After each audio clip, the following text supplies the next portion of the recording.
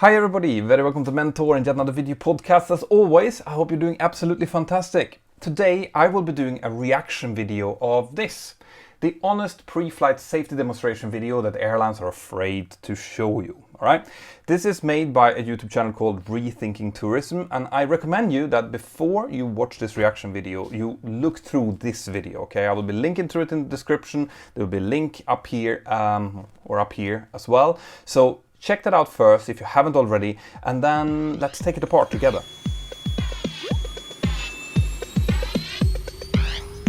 Wind 310 at 16, everyone right, right on. Clear to land, 31 right. Delta 260. Alright guys, so this video went viral, completely viral a few weeks back. It's gotten well over 1 million views already, and with that obviously comes a lot of questions to me about, is it actually true, all of the things that are in there? Is this actually how a pre-flight briefing should be done? And if not, why? So let's just look at it together, and I will stop at different intervals and just give you my view of what's being said. Greetings from the cockpit. This is your captain speaking. Our AV system isn't working today, so we can't show you the $2 million safety video that an ad agency did for us. But since very little of what that video tells you will actually save your lives, I'm going to do it instead. The FAA says that 60% of you ignore the safety talk. Today, you'll hear the real safety talk you should have been given years ago. You don't want to miss this one. Here's the big thing to remember. If we crash or make an emergency landing, statistically speaking, 95% of you will survive. If it's a serious crash, 55% of you will survive. All right.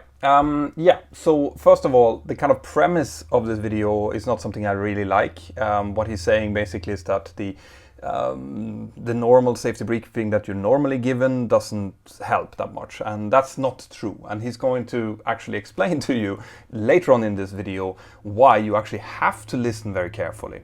And since he says that 60% of you are not listening, I do believe that that's the case, and that's bad, because the actual safety briefing that you do get every single time that you go flying will, if you listen to it carefully in an emergency situation, be one of the things that might decide whether or not you get out alive or not. All right. So the second statistics that he is given here comes from a NTSB, as a National Transportation Safety Board investigation that was done during the 1990s, where they looked into a number of crashes and came up with these figures, which was 95% overall survivability rate and 55% survivability rate in case of a serious accident. Okay. Now, one thing that I want to really point out here, guys, especially to those of you who are nervous flyers, is that when you see statistics like this, your brain automatically switches over to, oh no, I have a 5% chance of risk of dying, or a 45% risk of dying. But that's just because our brains are very, very bad at handling very large or very small numbers. So what this is actually saying is that in the 1 in about 11 million flights that there actually is a crash, you have a 95% survivability rate. So that means that only in 5% of the crash that happened, 1 in 11 million flights, will you actually risk dying. So that is a teeny tiny number. Okay, very, very small, but it's very hard to visualize, and that's what I want you to think about. So the main thing here is that people have a tendency to think that, well, you know, as long as everything goes okay, it's going to be fine, but the one time that we do end up in a crash, we are dead for sure, and that is not true, and that's what this NTSB investigation actually found and proved. So if this plane is going down, concentrate, because your life may depend on some smart decisions.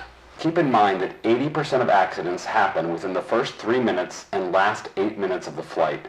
So that's when it would be wise to keep your shoes on and put your laptops away and stay focused. Okay, yeah, so this is absolutely true. The biggest risks that we face, the most out of the very little risk that we do face is during takeoff and landing. That's obviously when we're closest to the ground, where we have less time to react as pilots, for example. So statistically, those are the places where crashes happen. Now, those of you who are smart would say that it's always happens in the last 8 minutes of any flight, obviously. But what they are really focusing on here is takeoff and landing, okay? And that's actually also pointed out in the safety demonstration. You know, they do point out that, you know, you should have your window blinds open, for example. You need to have your seat belts buckled. You need to have your seat backrests up during those phases of flight. And it is exactly for this reason, okay? So, you know, once again, against the premise of the first part of the video, we do say a lot of good things if you just think about the reason we are saying them in the safety demonstration, okay? The safest seats on this plane are the ones facing backward, like the ones the flight crew are seated in. No, that's not a coincidence. The next safest seats are over the wings, closest to the emergency exit. If you're not in one of those right now, that's a bummer. All right. This has, first of all, there's never been any NTSB or any government kind of investigation into this. All right. They're not looking which seats are the safest seats because it so highly depends on what type of accident or incident we're looking at. If we are, for example, ditching on water, if we are sliding off a runway, or if we are crashing out on a field, or whatever, the attitude of the aircraft, the way that it happens is going to determine how different seats will be impacted. There has been some newspapers who have done, who've gone through all of the numbers for a lot of different crashes over the last few decades, and what they have actually shown is not this, but that it's the last kind of back part of the aircraft that have the highest survivability rate. But once again, the reason that the NTSB and the government authorities have not done this, and the airlines definitely have not done this, is that pretty much all of the seats are the safest seats. Okay, it has more to do with how you prepare and how mentally, kind of how much you have been listening to the safety briefing, for example, and have been looking at the emergency exit cards and things like that. That is what's going to determine it more than which seat that you're in. And by the way, all of these things that I'm talking about now, I will have links to the sources here in the description of the video. But the fact that they would have done safer seats, for example, for the cabin crew, they would try to make the cabin crew as safe as possible, because those are the ones that are going to try to facilitate an evacuation. So, for example, the 4-point seat belts that they are using, it's there to protect them extra so that they will be able-bodied when it's time to open up the doors and basically throw people out of the aircraft. So that makes sense. However, the seats in themselves have been shown over and over again that they're not safer than any of the other seats. They're seating backwards in the front of the cabin because they need to have an overview of all of the passengers to see that no one is getting up, for example, during critical phases of flight like takeoff and landing and things like that. So that's the reason for this. But here's what you can do to help ensure your survival. Look where the nearest exit is. Now count the rows between you and that exit. If the cabin was full of smoke or upside down, or full of smoke and upside down, how would you get to the exit? Take a moment to visualize yourself doing just that. Okay, I cannot overemphasize how important this point is, right? This is an extremely important point. And it actually also is mentioned in most safety briefings, the fact that you should locate and have a look at where the closest exit is to you. It might be a seat behind you. So, but I really like, this is an excellent point, and this is something that I wish more people would do. Just take those extra couple of seconds during the briefing, instead of being annoyed and instead of looking at your phone or your laptop or whatever. Take that time to just visualize, okay, where am I? Where did I get in? Where can I go out? Does it have to be the same way as I came in? Because most people actually try to get out the same way they came in, because that's how we're built. But in most cases, that's not the closest exit to you because it's going to be in the front and back, and you might want to need to go out over the overwings, for example. So that conscious thought of actually briefing yourself, all right, so I'm sitting 5 rows ahead of the overwing exit, it's 15 rows up to the front, I'm going to go backwards if that happens, and I'm going to go this way. It's very important. So this is an excellent point that that he's bringing up. Now, look at your seatbelt. I know you all know how to use it, but that's because nothing is making you lose your shit right now. It's common for people in emergency stress situations to try to open that thing by pressing a button that's not actually there, like the seatbelt on your car. So take a moment to imagine yourself lifting the flap in an emergency. In fact, do it now just to get used to the motion. Yes. Okay. Another very, very good point. People who are not in stress always overestimate their own capability when in a stress situation. This is why we who fly the aircraft put ourselves in that stress situations in, for example, simulator training, in order to see both how we respond and also to build in what we call kind of motoric memory motions, so that we will, even under severe stress, be able to do stuff that we've practiced many, many times. And this is what he is talking about here. So if you are under severe stress and you haven't paid attention and you haven't tried to kind of open and close the seat buckle a couple of times, when the panic hits, you will be sitting there clicking on that thing and not understanding why it doesn't open, because that's your motoric memory. That's what you're used to from doing it thousands of times in your car. So this is very good. Once again, there's nothing like briefing. So by all means, when they're doing the normal emergency briefing and they come to this point, do click it, open it, fasten it, feel how it works so that it's in your motoric memory if something would happen. Emergency evacuations on the runway are more common than crashes. In the event of something like an engine fire, we need to get you all off the plane in about 90 seconds. This means you need to leave your fucking bags in the overhead bins and get off the plane in a quick and orderly way. Those bags will bring the evacuation to a virtual halt. My first officer and I will also be trying to get off this plane, and the last thing we want is to be cockpit blocked by your roll-on. Okay. Pardon the language. Obviously, that's what that $2 million ad agency would have made sure did not come on the emergency briefing. But once again, he's raising a very, very good point. We've seen over and over again during the last few years where there's been evacuations, where there's been fires, for example, where people are coming with their carry-ons, with their roll-ons, with handbags, or just getting off the plane and starting to film, things like that. That is completely and utterly unacceptable. If you ever find yourself in an evacuation, and believe me, an evacuation is a last step. That's something that I would only order if I think that will increase the survivability rate. Okay, I know that if I call for an evacuation, there's going to be people who break their ankles, their legs, their arms, things like that, because of them piling up on top of each other. So I know people might get hurt of an evacuation. That means that the captain, the pilot in command, will have only asked for an evacuation if it is absolutely necessary. That means that when you hear the evacuation command from your cabin crew, you need to haul ass, all right? You need to get out really, really quickly. And that means leaving everything behind you. I wouldn't say run, I'd say walk or move quickly towards the nearest available exit, which is indicated by the cabin crew. And those 90 seconds that we're talking about, that has to be done using only half of the available emergency exit. Because as you can see from this picture, for example, it might be a big fire on one side of the aircraft. We might only be able to use half of the available emergency exits. And that's why it's so important that you just get out as quickly as possible.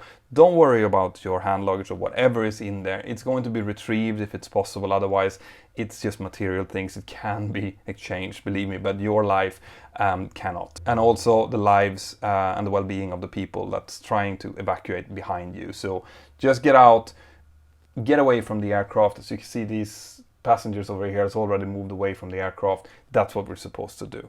Okay? Now, you're probably well aware that there's a life jacket under your seat. Forget about it. They're less likely to save your life than those little airline pillows. Sure, there was the famous 2009 emergency water landing on the Hudson, but there were boats on hand immediately, and no one actually needed a life vest. There was a flight that ditched in the Caribbean in 1970, where 40 lives were likely saved by the vests, but there was also one off the coast of Ethiopia in 1996, in which many passengers put them on too early and then couldn't get out of the flooded fuselage.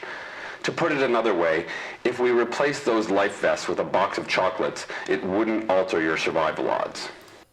Yeah, until it does. That's the thing. There's very, very few things that the authorities mandate aircraft to carry for no reason at all. Okay, so if there are a couple of hundred life vests on board, which do weigh, they weigh quite a bit if you put them all together, it's probably there for a good reason. Okay, yes, I agree that in most cases you will not have to use them, but the one time that you do have to use them, I mean, if they would have landed in the Hudson and the thing would have sunk and there wouldn't have been boats there so quickly, they would have been happy to have the life vest there. And also, if this happens, for example, in a water area during night, you will have a little handy light there that will illuminate, that will show people who are part of the rescue team where you are. So no, a box of chocolate would definitely not do that. Life vests are there for a reason, and if you're landing or if you're evacuating on dry land, you don't need to take them out. But if you do ditch somewhere in the water, you would probably be happy to have them, and you'd probably be happy to put them on your infant and your child as well. But the point that he's making about not inflating them too early, very important. All right, if you do put them on, just put them on. You will not need to inflate them until you're actually outside of the aircraft and in the water. Let's take a second to talk about those oxygen masks. Here's the thing. If we lose cabin pressure at a fairly low altitude, no big deal. You can breathe just fine. If we lose cabin pressure at cruising altitude, you can't. If that happens, here's what I'm required to do. I'm going to push the nose of the plane into an emergency descent. That's going to feel like a roller coaster drop, and it's going to scare the crap out of you, but it's not dangerous. I've practiced. Also, by law, I need to notify air traffic control as well as the airline, and I need to do all of that before I can get on the microphone and tell you what the hell is going on. So don't be surprised if you don't hear from me for a bit. I'm just doing my job, and you're going to be fine. For those of you who didn't manage to get your masks on in time, you'll probably pass out and then wake up in a minute or two when I get the plane to a lower altitude. Yes, so everything he says there is absolutely true. I do get the feeling though from this that he's not really paying that much attention to the oxygen that's coming out.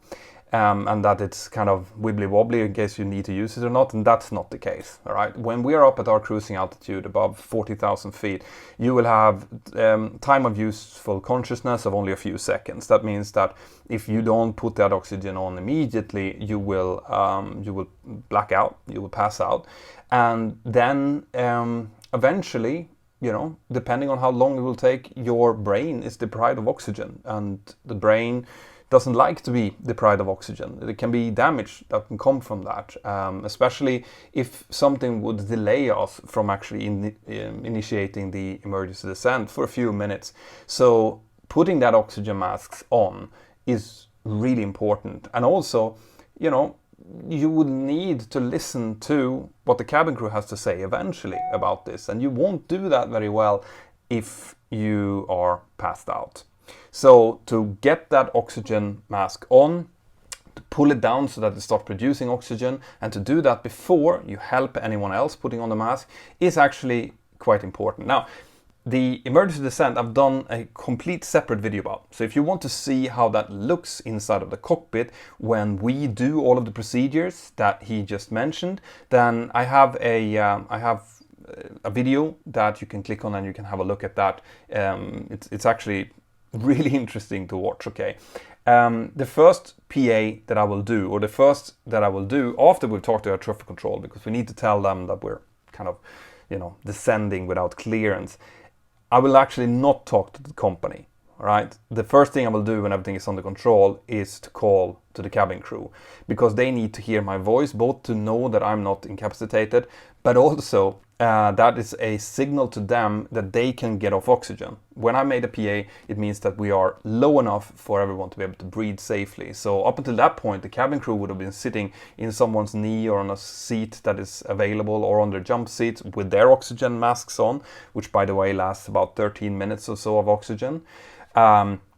And after they hear that PA, then they will get off oxygen, they will come up and they will await my instructions.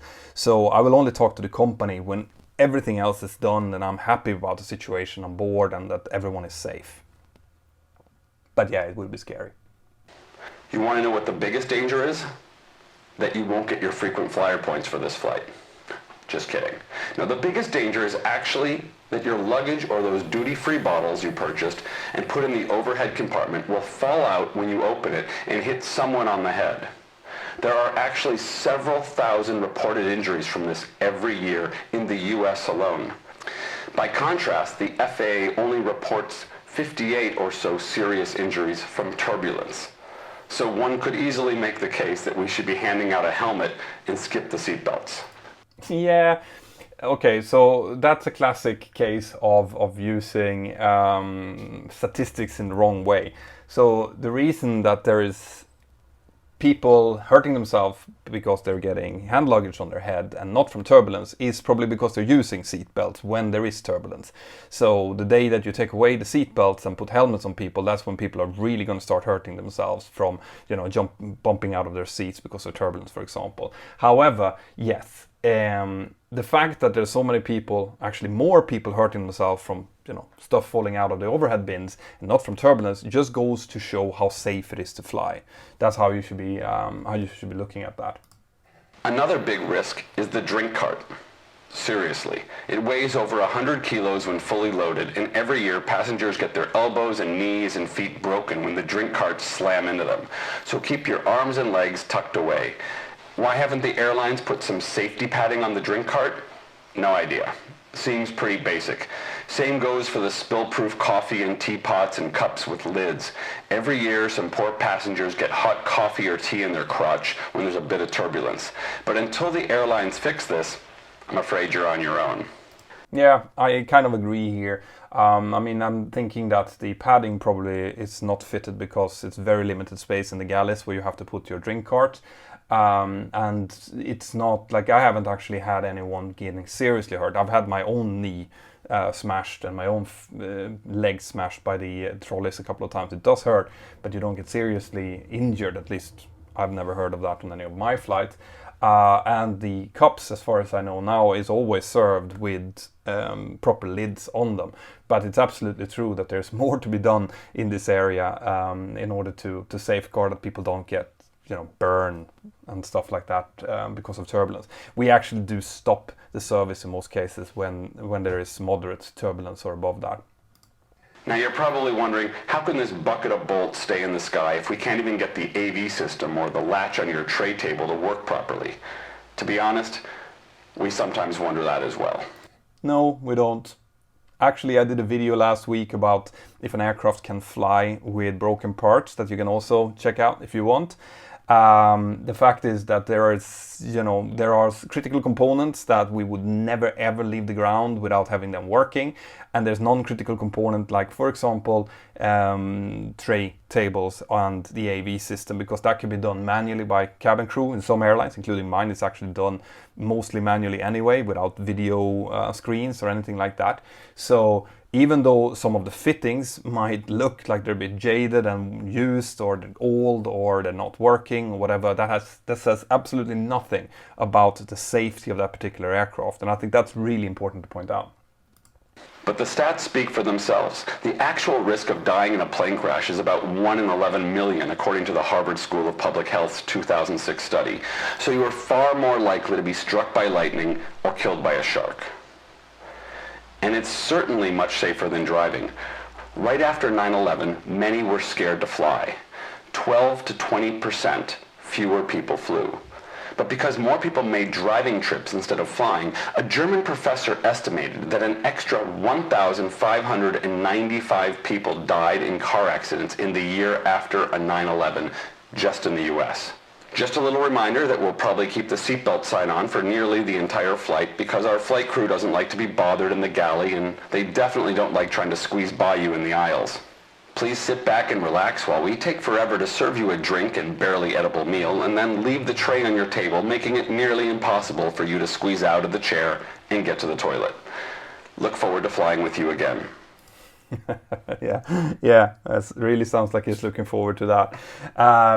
So the statistics that he was talking about and about the danger of driving and so on is absolutely true, and it just goes to show how hard it is for us as humans to kind of understand the very, very small numbers that are associated with the risk of flying and compare it to, for example, the risk of driving a car, which is much more dangerous if you look statistically on it. All in all, I have to say that, you know, I like what he's trying to do. I like most of the information that he's giving, especially about the importance to evacuate, importance to have a plan when people are doing the safety briefing, to actually listen to them and have a plan for what you are going to do and where your closest emergency exit is. I love that. Obviously, he's also trying to make a little bit of fun of things here, and some of the things maybe wasn't 100% thought through, but the overall informative bit of this is correct, right? It is correct. But if you're actually listening next time, and I urge you all to do that to the safety briefing, you will notice that most of the most important things that he's saying in this video is actually covered by that briefing, all right? It's just that you need to understand why they're saying the things they are, right? And this video put that a little bit more into context. So that's why I like this video, and I hope that you like this reaction video to it. Have an absolutely fantastic day, and if you want to talk about these things, do put the questions in the comment section here. Like the video, share it with someone who might be afraid of flying and want to hear these kind of explanations. And also come into the Mentour Aviation app, right? Once again, it is absolutely free to download, and we can have this discussion. You can talk to me or other commercial pilots if you have questions about things like this. Have an absolutely fantastic day, and I'll see you next time. Bye-bye.